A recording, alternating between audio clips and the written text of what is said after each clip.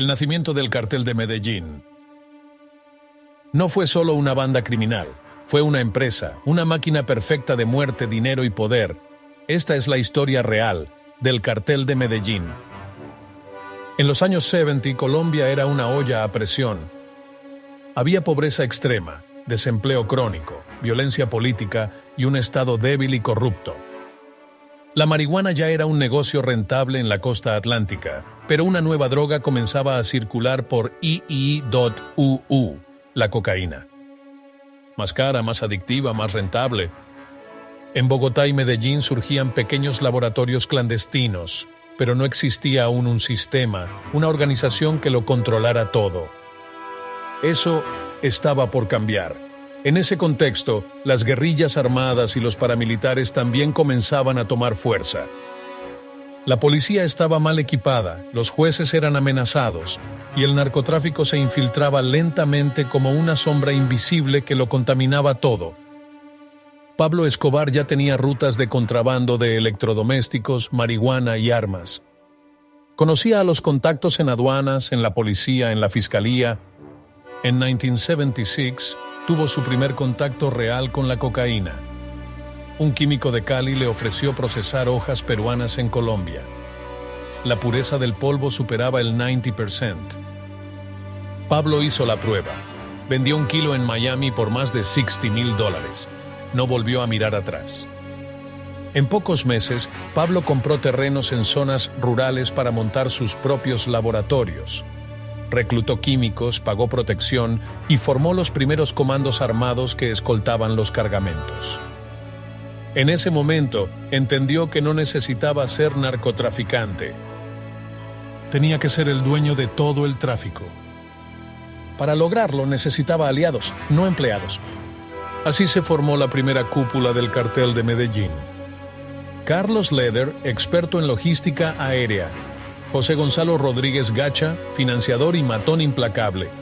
Los hermanos Ochoa, criadores de caballos, lavadores de dinero y diplomáticos del crimen. Cada uno aportaba algo único.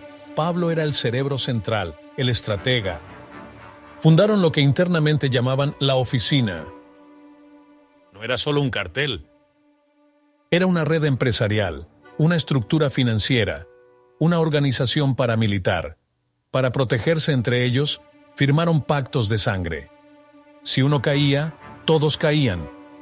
Por eso, cuando algún socio dudaba o se mostraba débil, era eliminado rápidamente. No había espacio para errores. No usaban correos, usaban pilotos, no usaban bancos, usaban caletas. El cartel funcionaba como una empresa multinacional. Había departamentos de transporte, seguridad, contabilidad, inteligencia y relaciones públicas. Los pilotos llevaban la mercancía a Miami o Bahamas. Los abogados aseguraban impunidad legal. Los sicarios eliminaban testigos. Pablo creó un sistema donde todo se pagaba. Cada kilo vendido generaba comisión para cada eslabón de la cadena. Para 1980 ya movían entre 70 y 100 toneladas de cocaína al mes. Tenían rutas en México, Panamá, Haití, Nicaragua y Venezuela. Y ganaban más de $60 millones cada día. Tenían una lista de precios interna. Cada ciudad tenía una tarifa fija de soborno. Cada juez tenía una tarifa diferente. Los más caros eran los fiscales con acceso a extradición. A ellos se les ofrecía dinero, o se los eliminaba. Las rutas eran el corazón del cartel. Desde laboratorios en la selva del Caquetá y el Putumayo, la cocaína era transportada por mulas humanas, avionetas, lanchas rápidas y hasta submarinos artesanales. Los cargamentos salían desde pistas ilegales en Antioquia y llegaban a islas como Norman's Cay, en las Bahamas, controladas por Carlos Leder. Desde ahí eran trasladados a Florida. Cada envío incluía sobornos para policías, militares, agentes de aduana, pilotos comerciales y funcionarios portuarios. Pablo decía, no hay seguridad perfecta, solo sobornos mal calculados. El cartel tenía tanta logística como una aerolínea internacional. No todo era armonía dentro del cartel. Rodríguez Gacha quería más control territorial. Leder hablaba demasiado con la prensa. Los Ochoa buscaban mantener perfil bajo. Pablo solo quería poder absoluto. En varias ocasiones hubo reuniones tensas. Las decisiones se tomaban en fincas alejadas. Algunos socios desaparecieron misteriosamente. Pablo ordenó asesinatos internos cuando sintió que su liderazgo estaba en peligro. A partir de ahí, se dejó de llamar cúpula y comenzó a llamarse Comando Central. Solo uno mandaba. El resto obedecía. Mientras dirigía un imperio criminal, Pablo construía una imagen pública que convierte a un niño común en el criminal más buscado del planeta. Financiaba barrios completos. Pablo Escobar no nació violento, fútbol infantil, nació en la pobreza. El movimiento político cívico alternativo lo acercó al Congreso. En 1982 logró entrar como suplente. En este episodio, el cartel había llegado al corazón del poder, que se convertiría en el patrón del mal. Político, patrón y estrella de televisión al mismo tiempo. 1955. Los medios lo entrevistaban. Pablo Emilio Escobar Gaviria lo veneració el 1 de diciembre. Medellín lo llamaba El Salvador de los Río Negro, Antioquia. Escobar no necesitaba esconderse. Modesta, se mostraba, padre, daba discursos, Jesús, daba miedo. Era agricultor. El cartel de Medellín no era solo una organización criminal. Desde pequeño vivió en la periferia. No tenía en Medellín, su propia fuerza sino armada, en Envigado, una ciudad satélite sin su sistema de justicia ni oportunidades, sus propias cárceles. Creció en casas de ladrillos sin pintar, calles de barro y con hambre como compañero constante. Eran ejecutados sin juicio. Vivían cinco. Los negocios entre capos en una casa se resolvían por medio de árbitros que Pablo nombraba. Vivían 5 personas. Los jueces tenían una casa de 2 habitaciones. Los políticos cobraban en efectivo. A veces no había. Los periodistas callaban. Hermilda enseñaba en la ciudad, vivía bajo el orden de Escobar.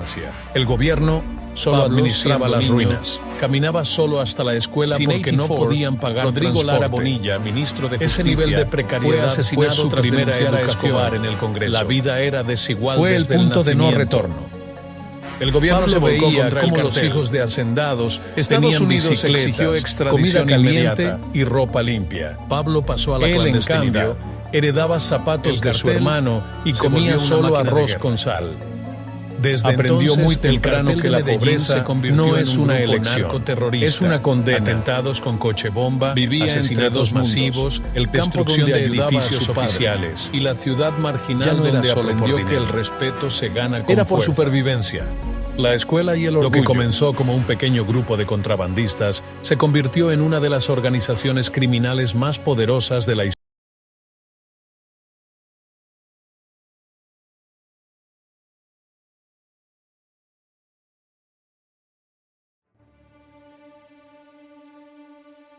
No fue solo una banda criminal, fue una empresa, una máquina perfecta de muerte, dinero y poder.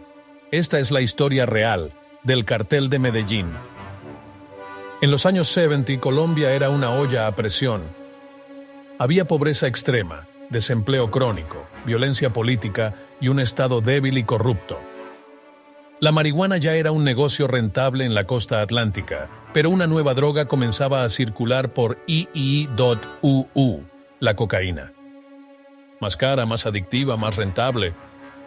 En Bogotá y Medellín surgían pequeños laboratorios clandestinos, pero no existía aún un sistema, una organización que lo controlara todo. Eso estaba por cambiar. En ese contexto, las guerrillas armadas y los paramilitares también comenzaban a tomar fuerza. La policía estaba mal equipada, los jueces eran amenazados, y el narcotráfico se infiltraba lentamente como una sombra invisible que lo contaminaba todo. Pablo Escobar ya tenía rutas de contrabando de electrodomésticos, marihuana y armas. Conocía a los contactos en aduanas, en la policía, en la fiscalía. En 1976 tuvo su primer contacto real con la cocaína. Un químico de Cali le ofreció procesar hojas peruanas en Colombia. La pureza del polvo superaba el 90%. Pablo hizo la prueba. Vendió 1 kilo en Miami por más de $60,000. No volvió a mirar atrás. En pocos meses, Pablo compró terrenos en zonas rurales para montar sus propios laboratorios. Reclutó químicos, pagó protección y formó los primeros comandos armados que escoltaban los cargamentos. En ese momento, entendió que no necesitaba ser narcotraficante. Tenía que ser el dueño de todo el tráfico. Para lograrlo necesitaba aliados, no empleados. Así se formó la primera cúpula del cartel de Medellín. Carlos Leder, experto en logística aérea. José Gonzalo Rodríguez Gacha, financiador y matón implacable. Los hermanos Ochoa, criadores de caballos, lavadores de dinero y diplomáticos del crimen. Cada uno aportaba algo único. Pablo era el cerebro central, el estratega. Fundaron lo que internamente llamaban la oficina. No era solo un cartel. Era una red empresarial, una estructura financiera, una organización paramilitar. Para protegerse entre ellos, firmaron pactos de sangre. Si uno caía, todos caían. Por eso, cuando algún socio dudaba o se mostraba débil, era eliminado rápidamente. No había espacio para errores. No usaban correos, usaban pilotos, no usaban bancos, usaban caletas. El cartel funcionaba como una empresa multinacional. Había departamentos de transporte, seguridad, contabilidad, inteligencia y relaciones públicas. Los pilotos llevaban la mercancía a Miami o Bahamas. Los abogados aseguraban impunidad legal. Los sicarios eliminaban testigos. Pablo creó un sistema donde todo se pagaba. Cada kilo vendido generaba comisión para cada eslabón de la cadena. Para 1980 ya movían entre 70 y 100 toneladas de cocaína al mes. Tenían rutas en México, Panamá, Haití, Nicaragua y Venezuela. Y ganaban más de $60 millones cada día. Tenían una lista de precios interna. Cada ciudad tenía una tarifa fija de soborno. Cada juez tenía una tarifa diferente. Los más caros eran los fiscales con acceso a extradición. A ellos se les ofrecía dinero, o se los eliminaba. Las rutas eran el corazón del cartel. Desde laboratorios en la selva del Caquetá y el Putumayo, la cocaína era transportada por mulas humanas, avionetas, lanchas rápidas y hasta submarinos artesanales. Los cargamentos salían desde pistas ilegales en Antioquia y llegaban a islas como Norman's Cay, en las Bahamas, controladas por Carlos Leder. Desde ahí eran trasladados a Florida. Cada envío incluía sobornos para policías, militares, agentes de aduana, pilotos comerciales y funcionarios portuarios. Pablo decía, no hay seguridad perfecta, solo sobornos mal calculados. El cartel tenía tanta logística como una aerolínea internacional. No todo era armonía dentro del cartel. Rodríguez Gacha quería más control territorial. Leder hablaba demasiado con la prensa. Los Ochoa buscaban mantener perfil bajo. Pablo solo quería poder absoluto. En varias ocasiones hubo reuniones tensas. Las decisiones se tomaban en fincas alejadas. Algunos socios desaparecieron misteriosamente. Pablo ordenó asesinatos internos cuando sintió que su liderazgo estaba en peligro. A partir de ahí, se dejó de llamar cúpula y comenzó a llamarse Comando Central. Solo uno mandaba. El resto obedecía. Mientras dirigía un imperio criminal, Pablo construía una imagen pública de filántropo. Donaba dinero a hospitales, financiaba barrios completos y organizaba torneos de fútbol infantil. Su movimiento político cívico alternativo lo acercó al Congreso. En 1982, logró entrar como suplente. El cartel había llegado al corazón del poder. Era narco, político, patrón y estrella de televisión al mismo tiempo. Los medios lo entrevistaban, las familias lo veneraban. Medellín lo llamaba el salvador de los pobres. Escobar no necesitaba esconderse, se mostraba, daba discursos, daba miedo. El cartel de Medellín no era solo una organización criminal, era un estado paralelo. Tenía su propia fuerza armada, los extraditables, su sistema de justicia interno, sus propias cárceles, sus propias reglas. Los sapos, es decir, los informantes, eran ejecutados sin juicio. Los negocios entre capos se resolvían por medio de árbitros que Pablo nombraba. Los jueces tenían miedo, los políticos cobraban en efectivo, los periodistas callaban. La ciudad vivía bajo el orden de Escobar. El gobierno solo administraba las ruinas. En 1984, Rodrigo Lara Bonilla, ministro de Justicia, fue asesinado tras denunciar a Escobar en el Congreso. Fue el punto de no retorno. El gobierno se volcó contra el cartel. Estados Unidos exigió extradición inmediata. Pablo pasó a la clandestinidad. El cartel se volvió una máquina de guerra. Desde entonces, el cartel de Medellín se convirtió en un grupo narcoterrorista. Atentados con coche bomba, asesinatos masivos, destrucción de edificios oficiales. Ya no era solo por dinero. Era por supervivencia. Lo que comenzó como un pequeño grupo de contrabandistas se convirtió en una de las organizaciones criminales más poderosas de la historia moderna. El cartel de Medellín facturó más de 30.000 millones de dólares, mató a miles y alteró la historia política de Colombia para siempre. Su estructura, su disciplina interna y su brutalidad sirvieron como modelo para todos los carteles que vinieron después. Y en el próximo episodio, descubrirás cómo Pablo Escobar transformó su riqueza en un imperio impenetrable, financiando una vida de excesos, violencia y lujo inhumano. Suscríbete, activa la campana, lo que viene es Hacienda Nápoles, el paraíso del terror.